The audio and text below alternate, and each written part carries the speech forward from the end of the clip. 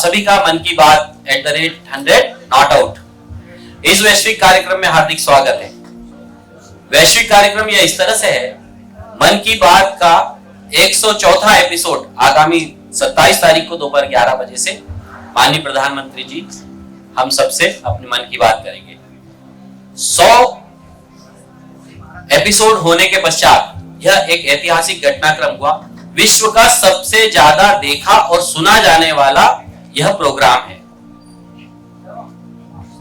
इसे देखते, करते और समझते हुए डॉक्टर राघवेंद्र शर्मा जी, जो पूर्व अध्यक्ष हैं मध्य प्रदेश बाल अधिकार संरक्षण आयोग के और टास्क इंटरनेशनल के आप चेयरपर्सन हैं, आपके मन में एक विचार आया कि दुनिया के करोड़ों लोग इसे देखते हैं, इसे सुनते हैं।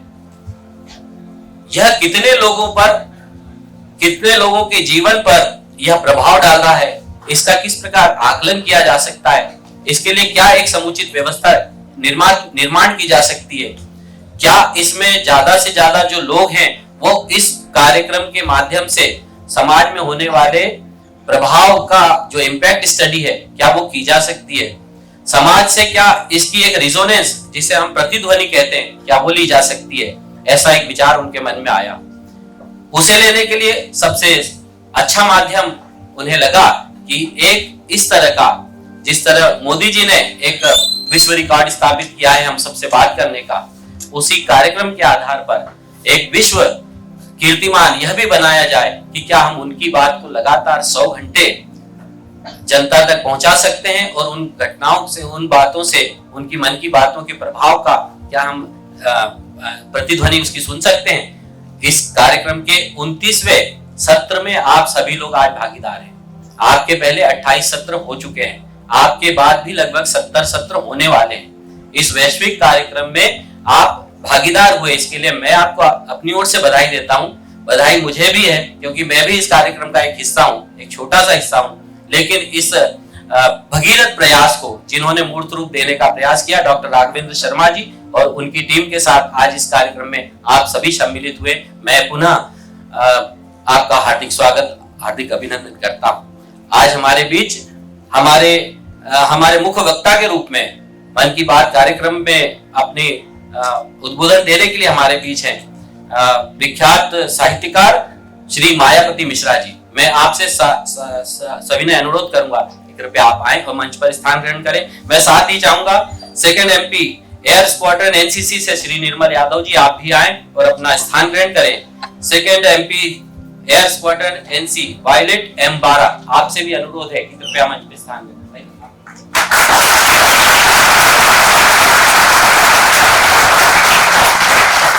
और सदन से चाहूंगा कि एक बार पुरजोर तालियों से हम स्वागत।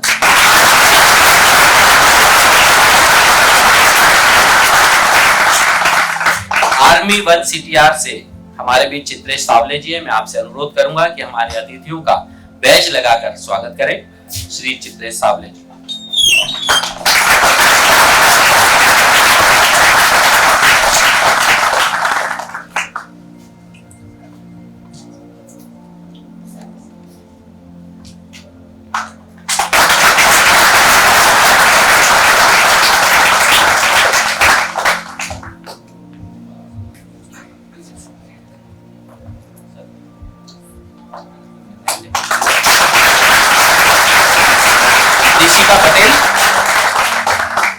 ऋषिका पटेल आए और मैडम वॉयलेट को, मैडम वॉयलेट M12 को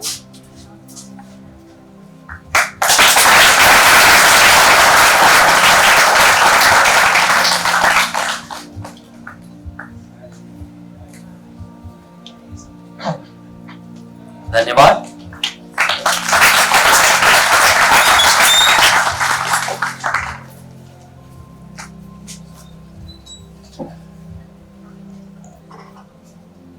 होंगे जिनकी एग्जाम खत्म हो गई होगी, वहां कुछ रिलीफ का माहौल होगा, और जहां एग्जाम चलती होगी उस परिवारों में अभी भी थोड़ा बहुत तो प्रेशर होगा ही होगा। लेकिन ऐसे समय में यही कहूंगा कि पिछली बार मैंने जो मन की बात में विद्यार्थियों के से जो बातें की है उसे दोबारा सुन लीजिए परीक्षा के समय, वो बातें जरूर आपको काम आएगी। आज 26 मार्च है। 26 मार्च बांग्लादेश का स्वतंत्रता का दिवस है। अन्याय के खिलाफ एक ऐतिहासिक लड़ाई बंगबंधु के नेतृत्व में बांग्लादेश की जनता का अभूतपूर्व विजय।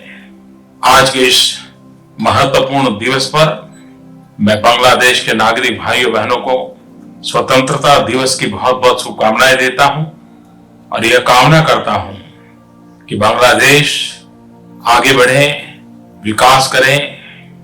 और बांग्लादेश वासियों से भी मैं विश्वास दिलाता हूं कि भारत बांग्लादेश का एक मजबूत साथी है, एक अच्छा मित्र है और हम कंधे से कंधा मिला करके इस पूरे क्षेत्र के अंदर शांति, सुरक्षा और विकास में अपना योगदान देते रहेंगे।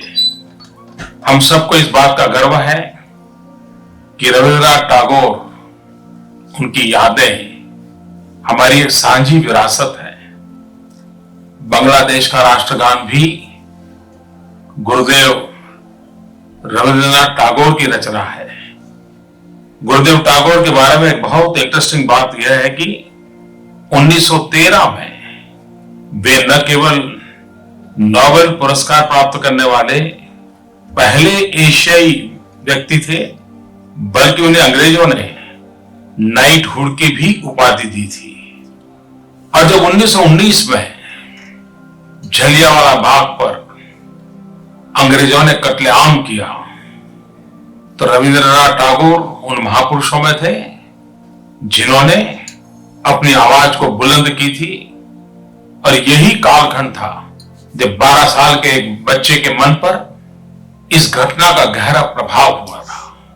किशोर अवस्था में खेत खलिहान में हंसते कूदते उस बालक को जलियांवाला बाग के नृशंस हत्याकांड ने जीवन की एक नई प्रेरणा दे दी थी। और 1919 में 12 साल का वो बालक मतलब हम सबके प्रिय, हम सबकी प्रेरणा शहीद भगत सिंह। आज से 3 दिन पूर्व 23 मार्च को भगत सिंह जी को और उनके साथी सुखदेव और राजगुरु को अंग्रेजों ने फांसी पर लटका दिया था। और हम सब जानते हैं 23 मार्च की वो घटना भगत सिंह, सुखदेव, राजगुरु के चेहरे पर मां भारती की सेवा करने का संतोष, मृत्यु का भय नहीं था। जीवन के सारे सपने मां भारती की आजादी के लिए समाहित कर दिए थे। और ये तीनों वीर आज भी हम सबकी प्रेरणा है। भगत सिंह, सुखदेव और राजगुरु के बलिदान की गाथा को हम शब्दों में अलंकृत भी नहीं कर पाएंगे। और पूरी ब्रिटिश सल्तनत इन तीनों युवकों से डरती थी। जेल में बंद थे, फांसी तय थी, लेकिन इनके साथ कैसे आगे बढ़ा जाए इसकी चिंता ब्रिटिशरों को लगी रहती थी। और तभी तो 24 मार्च को फांसी देनी थी, लेकिन 23 मार्च को ही दे दी गई थी। चोरी छिपी से किया गया था, जो आमतौर पर नहीं किया जाता। और बाद में उनके शरीर को आज के पंजाब में लाकर के अंग्रेजों ने चुपचाप जला दिया था। कई वर्षों पूर्व जब पहली बार मुझे वहां जाने का मौका मिला था, उस धरती में उस प्रकार के वाइब्रेशन में अनुभव करता था। और मैं देश के नौजवानों को जरूर कहूंगा, जब भी मौका मिले तो पंजाब जब जाएं तो भगत सिंह, सुखदेव, राजगुरु, भगत सिंह की माता जी और बटुकेश्वर दत्त की समाधि के स्थान पर अवश्य जाएं। यही तो कालखंड था जब आजादी की ललक, उसकी तीव्रता, उसका व्याप बढ़ता ही चला जा रहा था। एक तरफ भगत सिंह, सुखदेव, राजगुरु जैसे वीरों ने सशस्त्र क्रांति के लिए युवकों को प्रेरणा दी थी, तो आज से ठीक 100 साल पहले 10 अप्रैल 1917 महात्मा गांधी ने चंपारण सत्याग्रह किया था। ये चंपारण सत्याग्रह की शताब्दी का वर्ष है। भारत के आजादी के आंदोलन में गांधी विचार और गांधी शैली, इसका प्रकट रूप पहली बार चंपारण में नजर आया। आजादी के पूरी आंदोलन यात्रा में ये एक टर्निंग पॉइंट था, खास करके संघर्ष के तौर तरीके की दृष्टि से। यही वो कालखंड था, चंपारण का सत्याग्रह, खेड़ा सत्याग्रह, अहमदाबाद में मिल मजदूरों की हड़ताल, और इन सब में महात्मा गांधी की विचार और कार्यशैली का गहरा प्रभाव नजर आता था। 1915 में गांधी विदेश से वापस आए और 1917 में बिहार के छोटे से गांव में जाकर के उन्होंने देश को नई प्रेरणा दी। आज हमारे मन में महात्मा गांधी की जो छवि है, उस छवि के आधार पर हम चंपारण सत्याग्रह का मूल्यांकन नहीं कर सकते। कल्पना कीजिए कि एक इंसान जो 1915 में हिंदुस्तान वापस आए, सिर्फ 2 साल का कार्यकाल, न देश उनको जानता था न उनका प्रभाव था, अभी तो शुरुआत थी। उस समय उनको कितना कष्ट झेलना पड़ा होगा, कितनी मेहनत करनी पड़ी होगी, इसका हम अंदाज कर सकते हैं। और चंपारण सत्याग्रह ऐसा था कि जिसमें महात्मा गांधी के संगठन कौशल्य, महात्मा गांधी की भारतीय समाज के नफ्स को जानने की शक्ति, महात्मा गांधी अपने व्यवहार से अंग्रेज सल्तनत के सामने गरीब से गरीब, अनपढ़ से अनपढ़ व्यक्ति को संघर्ष के लिए संगठित करना, प्रेरित करना, संघर्ष के लिए मैदान में लाना, ये अद्भुत शक्ति के दर्शन कराता है।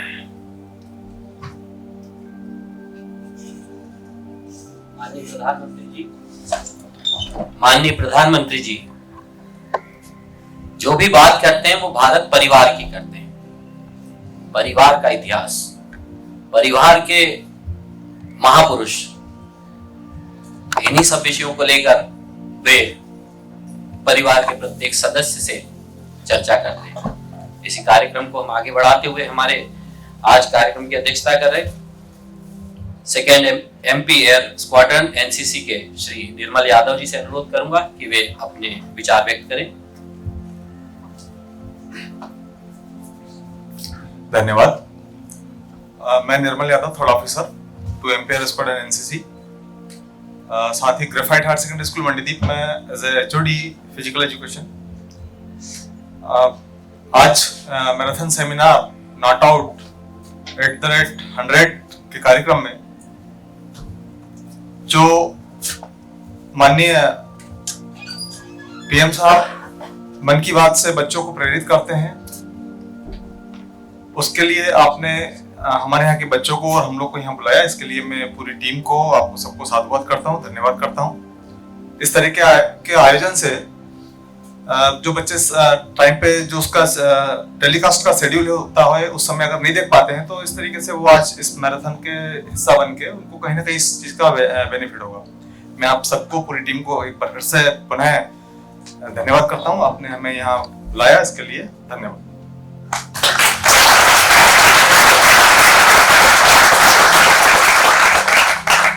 धन्यवाद सर। मैं आज इस कार्यक्रम के मुख्य वक्ता श्री मायावती मिश्रा जी का मैं आपको छोटा सा परिचय देना चाहता हूं। आप वरिष्ठ साहित्यकार हैं। आप ज्योतिपुंज इलाहाबाद यूनिवर्सिटी यूनियन पत्रिका के सहयोगी संपादक हैं। प्रगति पीयूष एक मासिक पत्रिका है, उसके आप साहित्य संपादक हैं। निरुपमा मासिक जो कि इलाहाबाद से प्रकाशित होती है, आप उसके उप संचालक हैं। लोक भाषा लोक संस्कृति पुरातन संरक्षण संस्थान भोपाल के आप निदेशक हैं। आपने कई कृतियां, खंड काव्य, काव्य संकलन, लघु प्रबंध संग्रह आदि आपने लिखे हैं। धर्म, संस्कृति और इतिहास पर आपका विशेष अध्ययन है और विशेष लेखा है। लोक संस्कृति विशेषकर मालवा का अन्वेषण एवं लेखन आपके द्वारा किया गया है।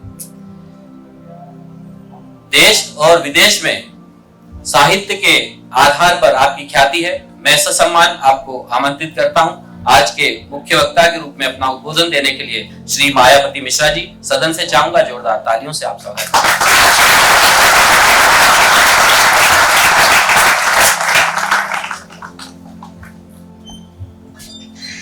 सम्मानित मंच, सभागार में उपस्थित प्रबुद्धजन एवं देश के कर्णधार हमारे प्रिय विद्यार्थीगण, जैसा कि ये विषय है मन की बात, तो थोड़ी सी बात मन की भी कर लेनी चाहिए कि मन क्या है, ये जानना भी बहुत जरूरी है।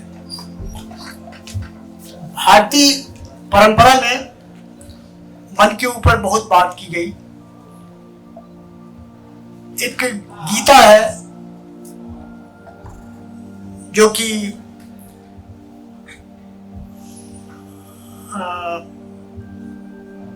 एक विकलांग व्यक्ति कहने से मतलब यह है कि उनका नाम था अष्टावक्र। अष्टावक्र नाम इसलिए था कि उनके शरीर के 8 भाग थे, 8 भागों में विभक्त शरीर था। तो अष्टावक्र के पिताजी राजा जनक के दरबार में एक सभासद थे, पुरोहित थे। एक बार राजा जनक को कुछ सौंपना आया, उसका उत्तर उन्होंने अपने मंत्रियों से, सभासदों से पूछा और बताया कि अगर इसका उत्तर आप नहीं देंगे तो हम आपको निकाल भी देंगे और साथ में आपको दंड भी देंगे। अष्टावक्र उस समय अपनी माँ के गर्भ में थे। उनके पिताजी बड़े चिंतित थे और वो अपनी पत्नी से विचार विमर्श कर रहे थे कि ऐसी ऐसी समस्या है। गर्भ के अंदर से अष्टावक्र उत्तर दे रहे थे, अरे इस समस्या का हल तो ये है। वो बड़े नाराज हुए, बोले अभी ये धरती पर आया नहीं, अभी से प्रतिवाद कर रहा, आने पर क्या करेगा ये। उन्होंने श्राप दिया कि तू बाप से प्रतिवाद करता है, तुम्हारे 8 भाग हो जाए, वहीं तुम खंडित हो जाओ। अष्टावक्र खंडित हुए। बाद में अष्टावक्र का जब जन्म हुआ तो वो बहुत विद्वान आदमी थे और उन्होंने कहा अपने पिताजी को कि मैं आपका उत्तर दूंगा, मुझे ले चलिए। वो राजा जनक के दरबार में गए। राजा जनक ने अपना प्रश्न बताया तो अष्टावक्र ने कहा मैं उत्तर दे दूंगा, लेकिन मेरी अपनी शर्त है, जो मैं मांगूंगा आपको देना होगा। राजा जनक ने कहा बताइए, मांग लीजिए जो मांगना है। 3 बार कहा पक्का मांग देंगे, उन्होंने कहा दूंगा। तो अष्टावक्र ने कहा आप अपना मन मुझे दे दीजिए। राजा जनक को कहा आप मन दे दीजिए, बस कुछ नहीं चाहिए। राजा जनक ने कहा अपना मन दिया वादे के अनुसार। अष्टावक्र ने कहा इसका उत्तर समाप्त हो गया जो आपने प्रश्न किया। आपके मन पर अब मेरा नियंत्रण है, आपका मन मेरा मन है। जब आपके पास अपना मन ही नहीं रहेगा तो आप सोचेंगे क्या, सारी समस्या हल हो गई। तो मन ऐसी चीज है, लोग कहते हैं मन के हारे हार है, मन के जीते जीत। जो आपके विचार होते हैं, जो आपके विचार होते हैं उसके लिए कहा जाता है आपका मंतव्य क्या है, आप अपना मंतव्य बताइए। मंतव्य इसलिए कहा जाता है कि विचार मन से आता है। आपके अंदर जो विचार पैदा होते हैं वो मन से पैदा होते हैं। तो जो हमारा विषय है मन की बात, ये मन की बात में बहुत सत्यता होती है। गोपियां कृष्ण के लिए व्याकुल थी। भगवान श्री कृष्ण ने उद्धव को भेजा, जाके उन्हें समझाओ, कहाँ इधर उधर के चक्कर में पड़ी है, उनको समझा दो, ठीक हो जाएंगी। उद्धव ने आके समझाया कि आप अपना मन ईश्वर में लगाइए। कोई योगी भी कहता है कि आप ध्यान करते हैं, योग करते हैं तो मन लगाइए। बोले आप अपना मन ईश्वर में लगाइए, इधर उधर कहाँ भटका रही हैं। तो गोपियों ने एक उत्तर दिया कि आज हमें जो समस्या हो रही है वो मन लगाने के कारण ही हो रही है। हमने मन लगा के काम किया, भगवान श्री कृष्ण के प्रति मन लगा के प्रेम किया, मन लगा के भक्ति की, इसलिए तो हमें तकलीफ हो रही है।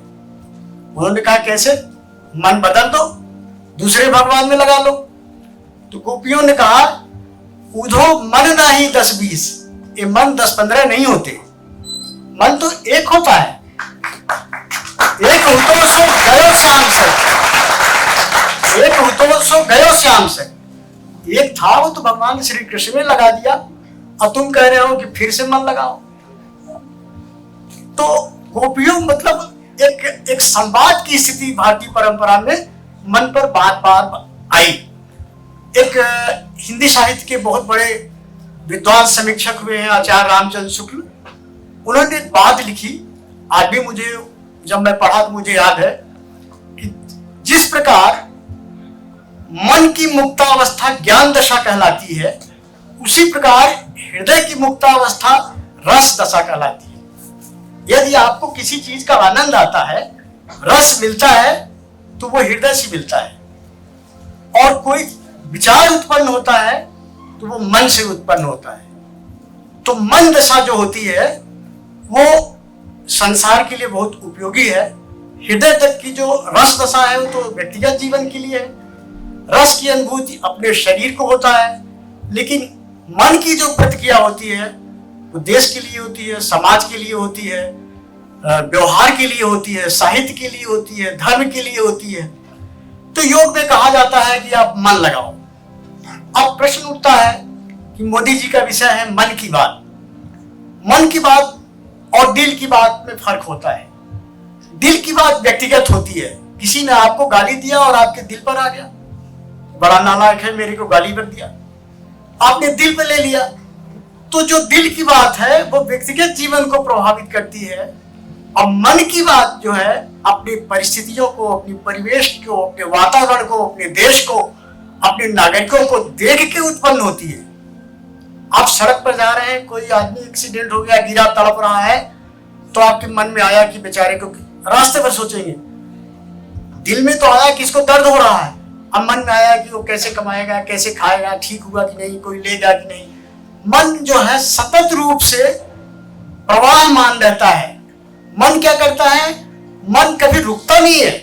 तो लोग बोलते हैं कि जो यक्ष प्रश्न पूछा गया था युधिष्ठिर से, उसमें एक प्रश्न यह भी था कि सबसे तेज कौन चलता है। उन्होंने कहा मन। मन की गति ऐसी है, आज मोदी जी मन की बात करते हैं, दिल्ली में बैठ के करते हैं, तो वो पूरे देश में, पूरी दुनिया में कण कण में बात फैल जाती है। तो मन इतना शक्तिशाली होता है, और मन दृढ़ भी होता है, मन विचलित भी होता है, तो सारी क्रियाएं मन से ही होती हैं। मैं भारतीय उपनिषद का एक उदाहरण और दूंगा। हमारे यहाँ 11 उपनिषदों में सबसे जो गंभीर और प्रचलित है वो है कठोपनिषद। उसका नाम कठोपनिषद है। उसका पात्र नचिकेता एक बालक है, आप लोगों की तरह विद्यार्थी है, और वो अपने पिता से प्रश्न पूछता है। उसके पिता यज्ञ किए तो धन संपत्ति की जगह उस समय गाय दी जाती थी, गाय दे दिया पंडितों को, और मरी टूटी जो गाय थी, दूध नहीं देती थी, बच्चे नहीं देती थी, बेकार थी, उन्हें दे दिया, मतलब कबाड़ा निपटा दिया जिसको बोलते हैं। पिता की हरकतों से पुत्र को कष्ट हुआ। उसने पूछा क्या कर रहे हो। पुत्र ने कहा आप, पिता की सबसे बहुमूल्य संपत्ति उसकी पुत्र होती है। अगर आपने यज्ञ में संकल्प लिया है बहुमूल्य चीज देने की, तो आप हमें किसे दे रहे हैं। एक बार पूछा, 2 बार पूछा, 3 बार पूछा, पहले टाला, बाद में पिता ने गुस्से के लिए कह दिया कि मैं तुम्हें यमराज को दे रहा हूं। पुत्र बोला मैं यमराज के पास जा रहा हूं। अब देखिए ये प्रतीक है, ये हमारे प्रतीक है मन के।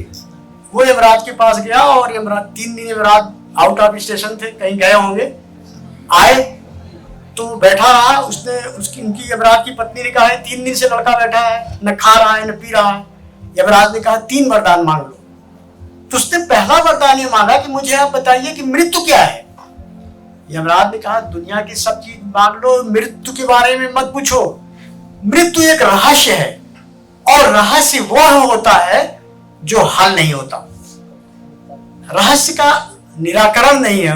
राज को राज रहने दो, ऐसा होता है रहस्य। तो उन्होंने कहा कि ठीक है, दूसरे प्रश्न पूछो। उन्होंने कहा नहीं आपको बताना है। तो कठोपनिषद में व्याख्या आती है, फिर यमराज बताने लगते हैं, उसको बहकाते हैं नचिकेता को कि यह शरीर क्या है। शरीर एक रथ है, इंद्रियां रथ में जुटी हुए घोड़े हैं, और आत्मा जो है वो रथी है, रथ पर सवार है। लेकिन रथ को चला कौन रहा है। यमराज ने बताया रथ को मन हाँक रहा है। यदि मन ने लगाम ढीली की तो इंद्रिय रूपी घोड़ा लेके कहीं खड्डे में गिर जाएंगे, लाल बत्ती का चौराहा नहीं देखेंगे, आगे किसी को ठोक देंगे। तो इसलिए मन जो है, मन बहुत इंपॉर्टेंट है। मन की जो अवधारणा है वो एक ऐसी संकल्पित अवधारणा है कि मन में सतत रूप से प्रतिक्रिया चलती रहती है। हमारे प्रधानमंत्री मोदी जी ने अपनी बातों को चाहते तो कह सकते थे कि वो हमारे विचार, लेकिन उन्होंने मन की बात कही।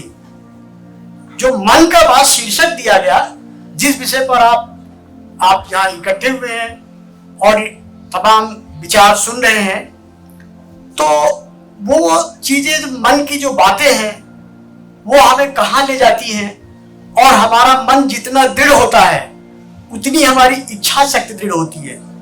हमारा मन जितना कमजोर होता है, कई लोग बोलते हैं दिल कमजोर है मन मजबूत है, तो मन में जो विचार आते हैं भारतीय परंपरा में उसको मंतव्य बोलते हैं। अगर कहीं कोई विचार विमर्श हो रहा है तो पूछा जाता है कि आपका क्या मंतव्य है, आप अपना मंतव्य बताइए। एक मंतव्य की बात और मैं बताता हूं।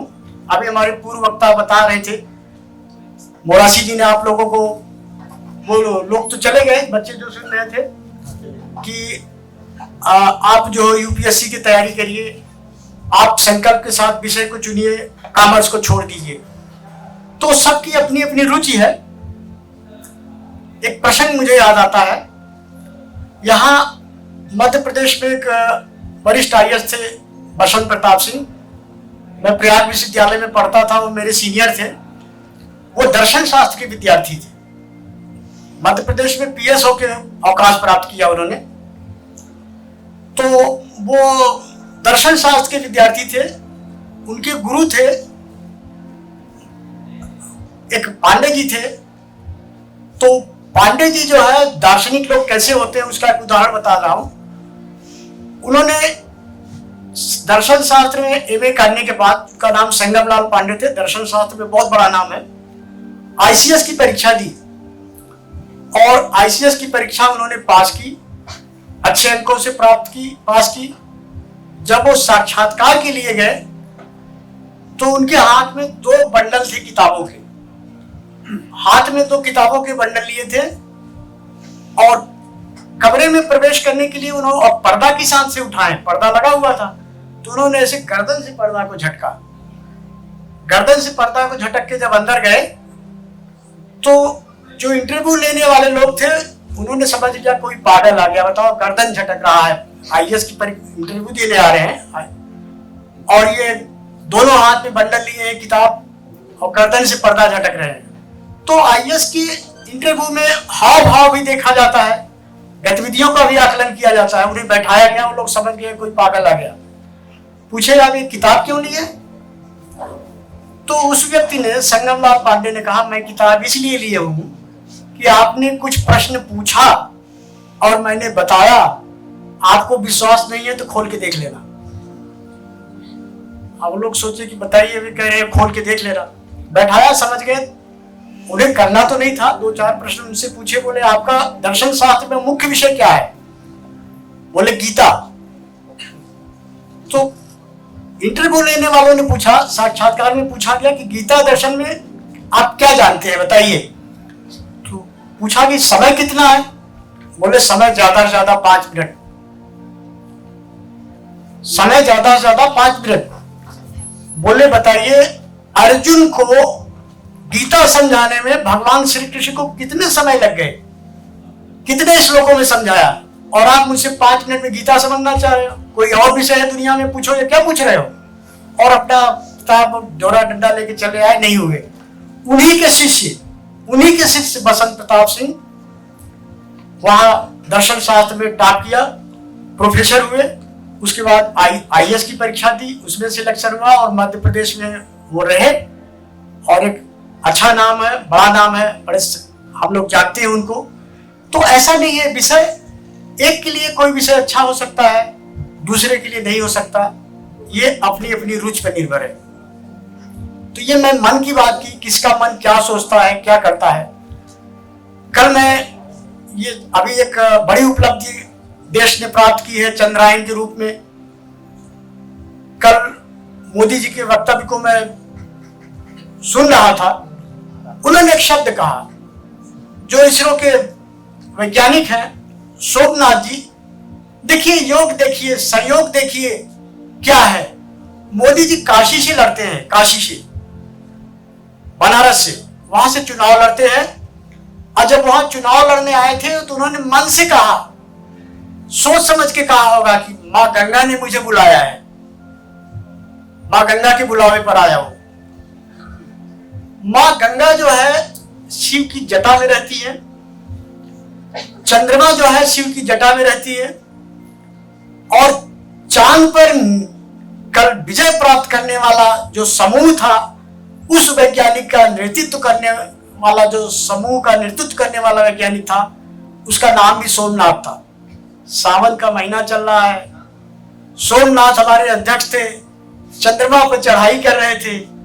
क्या योग संयोग है। ये हमारी जो ज्ञान परंपरा है, हमारी जो ख्याति है, हमारी जो विरासत है, वो कितनी समृद्ध है। और परसों में सोमनाथ जी की इंटरव्यू सुन रहा था, इसरो के वैज्ञानिक सोमनाथ जी बता रहे थे, एक शब्द उन्होंने बोला कि हमारी ज्ञान परंपरा को जब यहां अरब आए, मुगल आए, तो वो लोग उठा ले गए, वो ज्यादा समझ नहीं पाए, उनसे अंग्रेजों ने लिया, अंग्रेजों ने उस पर काम किया, यूरोप में बात गई और यूरोप से फिर हमारे यहां लौट आई। तो जो हमारी ज्ञान परंपरा है वो दूसरे के लिए बहुत जटिल है। अभी मोदी जी ने नई लोकसभा का जब उद्घाटन किया, देश को उसे समर्पित किया, तो बड़ा वाद विवाद हुआ। वहां पर एक दंड स्थापित किया गया, राजदंड, जिसे सिंगोल नाम दिया गया। सिंगोल जो है एक राजदंड है जिसमें ऊपर एक गोला आकार बना हुआ है, उसके ऊपर वृषभ बैल बना हुआ है। तो उस पर जो वृषभ बैल है वो वृषभ नंदी है, हमारे शिव जी की सवारी नंदी है, और जो गोल है वो पृथ्वी है। दुनिया में कई ऐसे धर्म हैं, ऐसे लोग हैं जो कहते हैं पृथ्वी चपटी है, हम कहते हैं पृथ्वी गोल है। तो जो पृथ्वी गोल कहने का तात्पर्य हुआ है, गोल का कोई अंत नहीं होता, वहीं से चलोगे वहीं आ गए। अगर आपने निशान नहीं लगाया तो गोल गोल घूमते रहोगे, अंत ही नहीं होगा। तो हमारे सिंगोल की जो अवधारणा है कि पृथ्वी गोल है, जहां से चलोगे वहीं वापस आ जाओगे, और उस जो सिंगोल की अवधारणा है, जो राजदंड का प्रतीक है, उसको नई संसद में मोदी जी ने स्थापित किया। और तमाम साधु संतों को, दक्षिण भारत के तमाम संत लोग आए, उन्हें समर्पित किया। सिंगोल के बारे में धर्म शास्त्रों में लिखा गया है कि जब सृष्टि की रचना हुई तो ये हुआ कि ये सृष्टि चलेगी कैसी। लोग ब्रह्मा जी के पास गए कि आपने सृष्टि बनाया है, बताइए चलेगी कैसी। तो ब्रह्मा जी ने जो पहले पुरुष हुए थे उनको मनु बोला जाता है,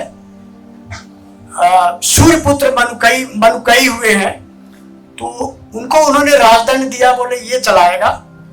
राजदंड का कर्तव्य ये होगा कि ये एक पीढ़ी से दूसरी पीढ़ी को, एक राजवंश एक सत्ता से दूसरी सत्ता का हस्तांतरण होगा। जैसे हमारे यहाँ चुनाव होता है, चुनाव होने के बाद एक पार्टी हार जाती है, दूसरी आती है, तो दूसरे को सौंप दिया जाता है, बड़े आराम से हस्तांतरण हो जाता है। लेकिन पाश्चात्य देशों में हस्तांतरण नहीं होता, उसके लिए खून खराबा होता है, वो गद्दी नहीं छोड़ते, बाप बेटे को बंद कर देता है, घोड़े का दाना चना खिला देता है। तो हमारे यहाँ ये वाला लोग नहीं होता। हमारी जो धार्मिक अवधारणा थी, सिंगोल के माध्यम से जो सत्ता हस्तांतरण का स्वरूप था, उसी को प्रतीक बना करके मोदी जी ने अपनी बात रखी वहां और सिंगोल को वहां स्थापित किया। हमारे बहुत से छात्र बैठे हैं, एक शब्द थोड़ा व्यवहारिक ज्ञान की बात होना भी बहुत जरूरी है मन के साथ साथ। एक शब्द है प्रतीक। बोले कि सिंगोल जो है वो राजदंड का सिंबल है, तो ये प्रतीक क्या होता है, प्रतीक होता क्या है, प्रतीक कहते किसको है, इसमें बड़ी सूक्ष्मता से समझने की जरूरत है। एक होता है चिन्ह एक होता है संकेत, एक होता है प्रतीक। जैसे आप जा रहे हैं और सड़क पर एक पत्थर गड़ा है कि यहां से एमपी नगर 8 किलोमीटर है, वो क्या है? वो दूरी दर्शाता है, वो चिन्ह है, वो दूरी का चिन्ह है, बताता है कि 8 किलोमीटर है। आपको चौराहा मिला, वहां लाल बत्ती जली, रुक गए, और हरी बत्ती जली, चल गए। तो लाल बत्ती जलना रुक जाने का संकेत है, और ग्रीन होना चले जाने का संकेत है। कोई बताता नहीं, आप जानते हैं। तो संकेत से इस तरह आप चलते हैं।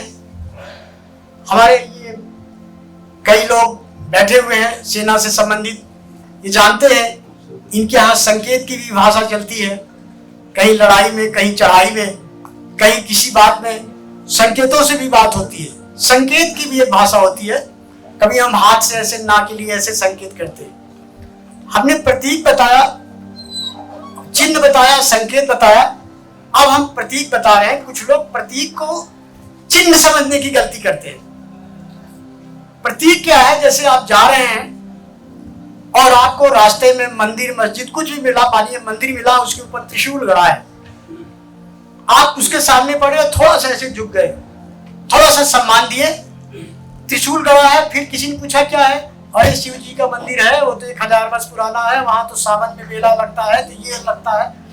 आप 20 मिनट तक उस पर बात करते रहेंगे। प्रतीक के अर्थोद्बोधन की क्षमता, अर्थोद्बोधन समझ में, सीधे से समझिए, प्रतीक में अर्थ को पैदा करने की संप्रेषणीयता बहुत ज्यादा होती है, उसका अंत नहीं होता।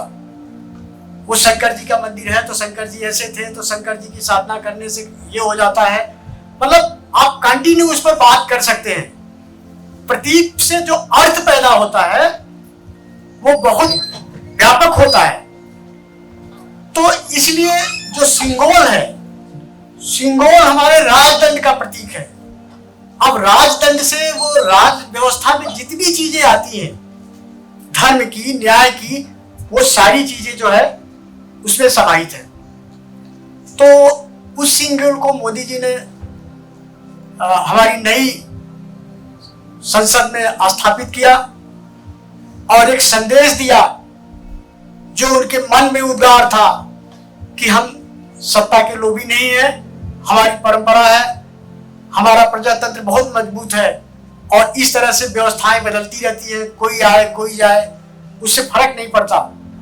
हमारा देश, हमारी संस्कृति इससे अछूती है। एक उदाहरण और बताऊंगा, वो अपने संस्कृति के प्रति कितने समर्पित हैं। जब अभी ज्यादा दिन नहीं हुए, अमेरिका में गए हुए थे, वहां पर जब ये राष्ट्रगान हुआ और उन्होंने राष्ट्रगान के प्रति जो अपना भाव दिखाया, तो उनके भाव को देख के जो राष्ट्रगान पढ़ रही थी उस महिला ने उनके पैर छू लिए।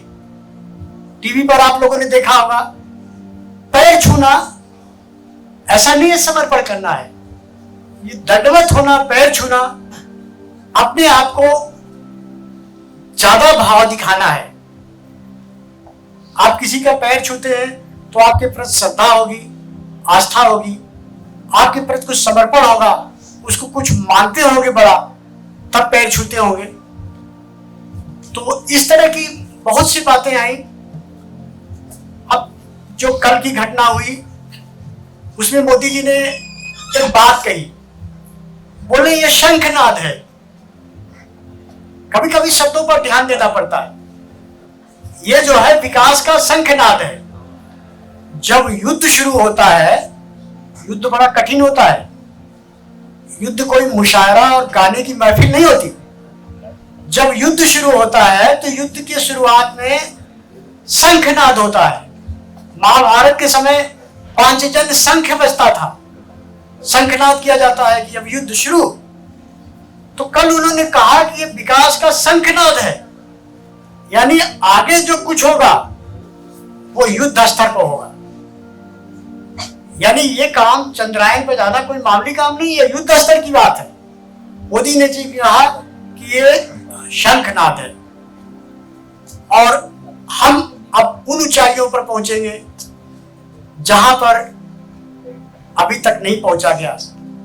जैसे चंद्रयान के साउथ पोल पर हमारी लैंडिंग हुई, उस विषय में भी वो देश के प्रति, अपनी संस्कृति के प्रति कितने समर्पित है। उदाहरण बताता हूं, चंद्रयान का जो लैंडर है जिसका नाम विक्रम है, कल से आप लोग सुन रहे होंगे विक्रम विक्रम, प्रज्ञान और विक्रम। तो प्रज्ञान एक ज्ञान का प्रतीक है, और विक्रम जो है, हमारे एक वैज्ञानिक थे साराभाई विक्रम जी, जिनकी संदिग्ध परिस्थितियों में मौत हो गई थी। हमारे यहाँ बहुत से वैज्ञानिकों की संदिग्ध परिस्थितियों में मौत हुई है। साराभाई जी के नाम पर उस लैंडर का नाम विक्रम रखा गया। यानी जिन्होंने हमारे इस मिशन को अभिकल्पित किया था, उनकी कल्पना की थी, सोचा था, उस व्यक्ति के नाम पर, वो चाहते तो अटल बिहारी वाजपेयी के नाम पर भी रख सकते थे, चाहते तो दीनदयाल जी के नाम पर भी रख सकते थे, लेकिन उन्हें पता है कि जिसने अपना जीवन खपाया है, इसमें लगाया है, आज असली हकदार उसी है, वही है, और उस लैंडर का नाम विक्रम रखा गया। कई लोग सोचते हैं ये विक्रम बेताल वाला विक्रम तो नहीं है, ऐसा नहीं है। और इस विषय में थोड़ी सी चर्चा, चूंकि अभी बिल्कुल ताजी घटना है कि चंद्रयान की शुरुआत जो है, वाजपेयी जी ने इस मिशन की शुरुआत की थी। 2003 में अटल बिहारी वाजपेयी जी ने संकल्प लिया था कि चंद्रयान परियोजना होनी चाहिए। 2008 में पहला प्रक्षेपण हुआ, उसने अपना जितने उसका उद्देश्य था किया। फिर दूसरा हुआ जो 19 में हुआ, तीसरा अभी हुआ, आपने देखा, आपके सामने हुआ, आप प्रत्यक्ष गवाह हैं, जिसमें पूर्ण सफलता मिली। उसमें हमारी महिला शक्तियों का भी बड़ा योगदान रहा।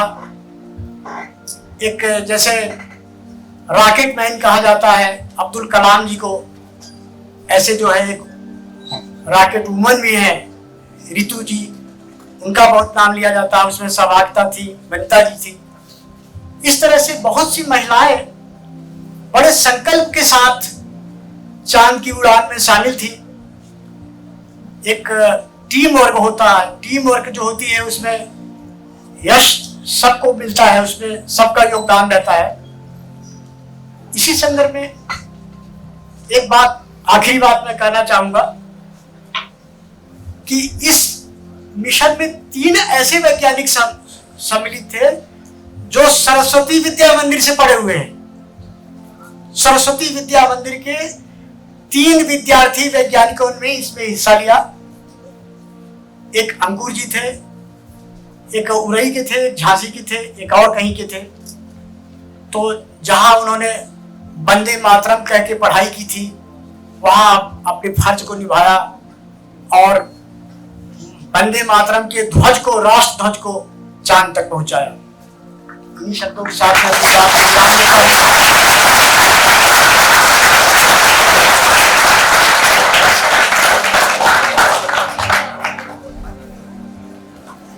धन्यवाद श्री मायावती मिश्र जी।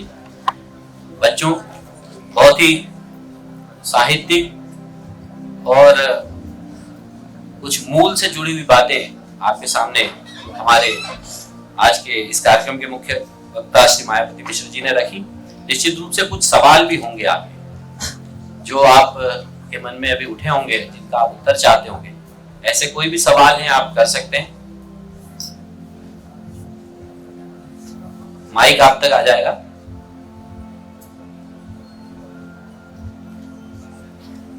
विषय साहित्यिक है और जीवन से जुड़ा हुआ है। बेझिझक होके आप पूछ सकते हैं, हम लोग तो चर्चा में हैं, क्योंकि ये सब जो हो रहा है ये मन की बात है। हाँ बेटा बोलो, कुछ कह रहे हैं? तो आगे बढ़े। कल एक घटना हुई है, कुछ घटना हुई कल, किस किसने देखा? कहाँ देखा आप लोगों ने? मोबाइल पे, टीवी पे देखा? ऐसे तो नहीं देखा होगा ना इतनी भीड़ लगा के? एक बार और देखें, आप दिखा सकते हैं जी? लैंडर, अभी आप ये देख सकते हैं कि लैंडर की ऊंचाई लगभग 65 मीटर के आसपास बची हुई है।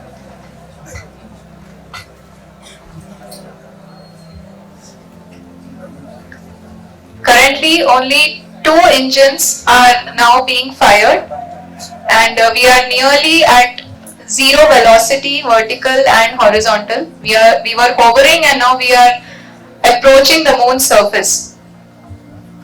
धीरे धीरे लैंडर की वेगमान को कम किया जा रहा है और हम अब लगभग 50 मीटर से भी कम आ चुके हैं। We can see the Honorable Prime Minister, Shri Narendra Modi ji, who is here to encourage us, and he is critically looking at the visuals.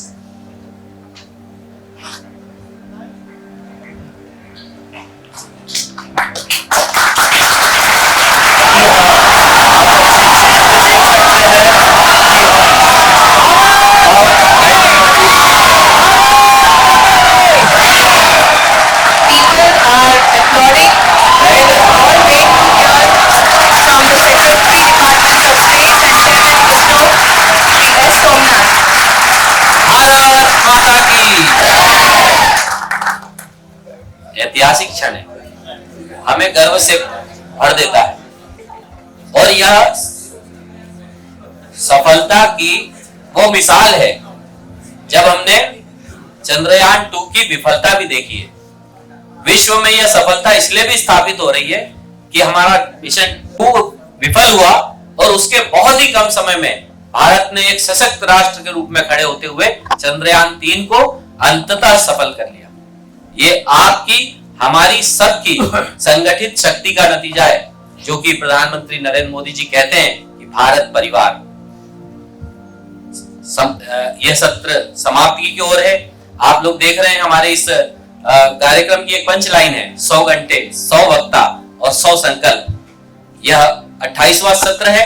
28वें सत्र का 28वां संकल्प हम लेने जा रहे हैं। मैं आपसे निवेदन करूंगा अपने स्थान पर खड़े हो और संकल्प मुद्रा में कैडेट्स अगर अपनी कैप वगैरह लगाना चाहते हैं, 2 मिनट का समय है उसके लिए। आप लोग